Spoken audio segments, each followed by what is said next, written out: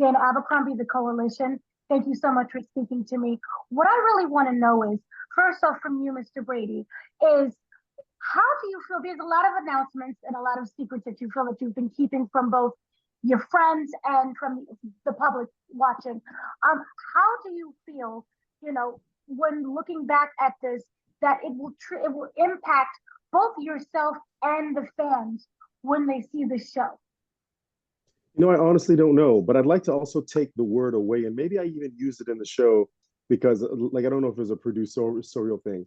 I'm not keeping any secrets because the thing is, I don't know anything about you, Dana, but those aren't secrets. It's just your life, right?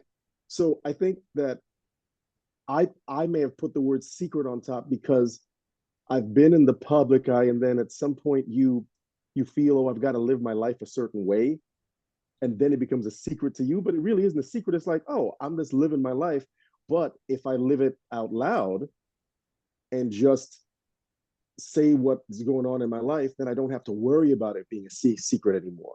And that's the cool thing that I'm taking away from the show. So what I hope that someone else takes away from the show is that we're all human. And even if the person that makes you laugh doesn't talk about their life, they've still got stuff going on, and we're all the same. And that's what I'm hoping. Thank you. Well, for everyone on the panel, what I wanted to know is, with a reality show, how do you make sure that you show the world what you want them to see, but you're still able to keep what's part of you special, not secret, but still a part of you, not giving out everyone knowing all of your business? That's a really good question. Maile, go ahead. You go, mommy. Okay. That's a good. Oh. Okay. You go, mommy.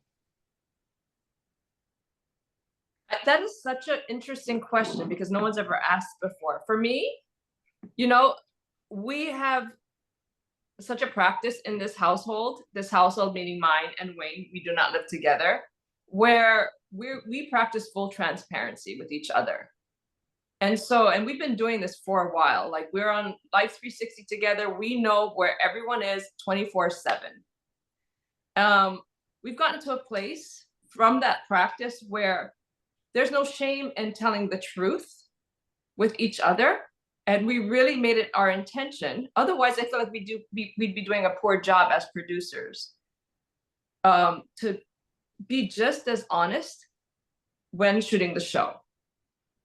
So there's nothing shameful about what we shared.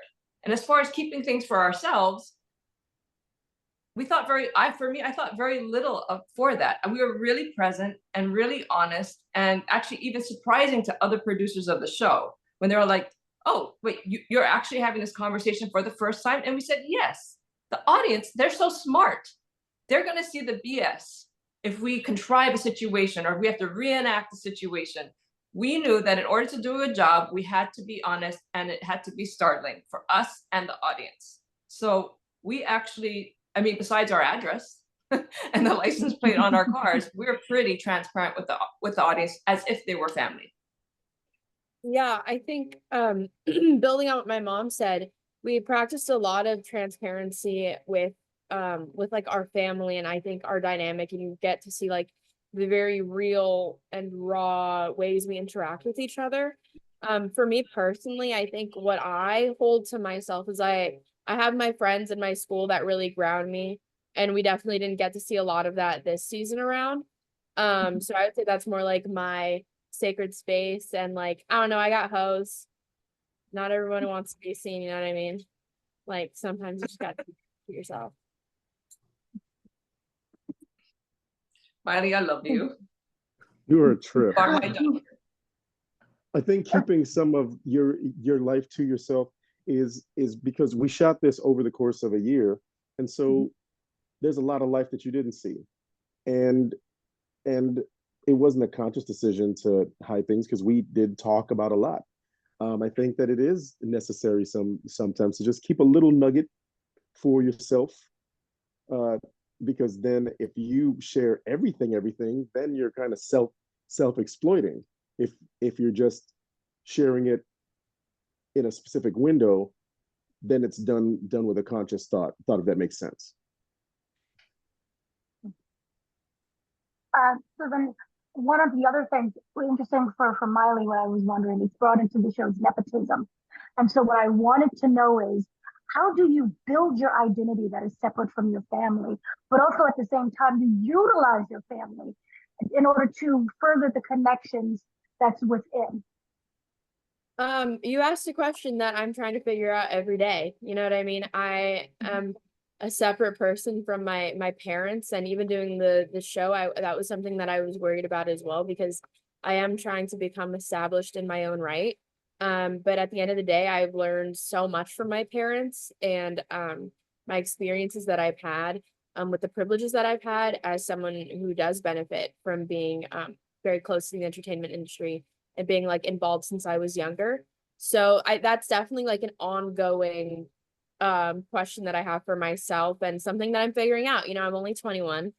I got time to learn and grow in that way, and it's just an ever and yeah, like a perpetual, I would say, a perpetual growth and thought that I have as well. And if I can just chime in on that, just sort of watching Maile's arc from, 6 till now, just her body of work to date is unlike her parents. And I would echo the fact that it's home life, and two amazing artists like Wayne and Mandie have been training grounds, you know what I mean? To learn all of the tips and tricks, the tools, and to put in the work. And then Maile's expression to me is so unique to her. She's so self-directed and specific with her artistic expression that it really is like having a completely new artist in, you know what I mean, in the fold. And I think her work speaks to that. A couple music videos, some scripts. It's nothing like any of us, have ever done. Thank you. That's so nice. Oh, so then with you, Jason, what I want to know is one, what are you looking forward to people discovering about you? And also the support, because you're also part of the support system. You're in the family, but you're both a support for everyone within this family. What am I looking? Well, that's a. I don't know. I might have to come back to you on that question. You're gonna get some really long answer, because I don't know.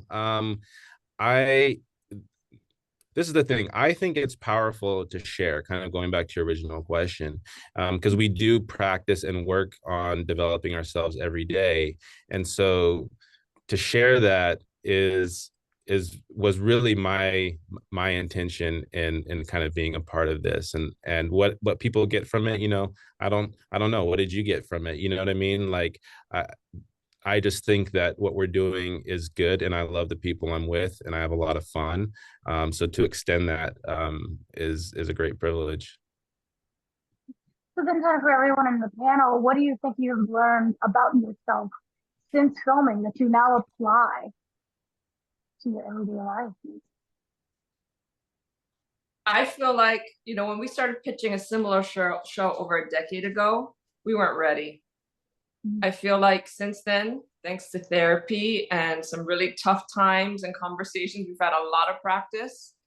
I feel like we're ready now. I don't think we would have shared the way that we shared years ago. I feel like, oh, okay, you know what? It's different with the cameras. So buckle up and put your big girl pants on and show up and really do what we set out to do in a healthy way. I feel like we nailed that part because we're still here. We're not like, you know what I mean? Someone else last week said, oh, what about the curse, the reality show curse? And we're like, what is that? And I'm like, okay, you know what? I wonder if that curse happens because you're not ready. You're not a strong enough unit before you did this in the first place. So I'd like to believe that hopefully that curse doesn't apply to us. For me, I think the process kind of instilled some confidence in me. I like, there were some times where I felt like today, like I really like have to like bring the energy and like support my mom, my dad, Mr. J. Like I just feel like I was like, oh, like even though I'm like the child and the youngest, like I can have like a big effect on like the working environment as well. And I think that definitely gave me some confidence. For myself, I think there was this notion that if you're on television in some capacity, you have to be extraordinary, when I feel like in this space in particular, it's really important to be ordinary, and because that's what connects. And I do think, you know, for most of the hours of the day, we do very ordinary, basic, mundane things, and that can be really instructive. So I was happy to like just share basic life.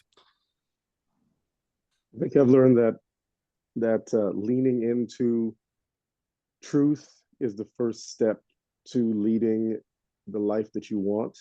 And even though we as a family try to practice transparency, I'll be the first person to say that it is still new to me, because keeping things to myself has just been instilled in me from a young age. Not necessarily keeping secrets, but you know, being raised in a very strict household of like, be quiet and keep your nose down and keep your stuff to yourself. So even after all these years, learning to open up to my family, because nothing's going to go wrong and they're not going to leave me and they'll still love me. That's something that I'm still learning, and the show really helped me in that journey. So I love them. Thank you, everyone, for speaking to me. Wonderful show, and thank you for sharing yourself with us. Thank Thank you. you. You're so Dana. beautiful.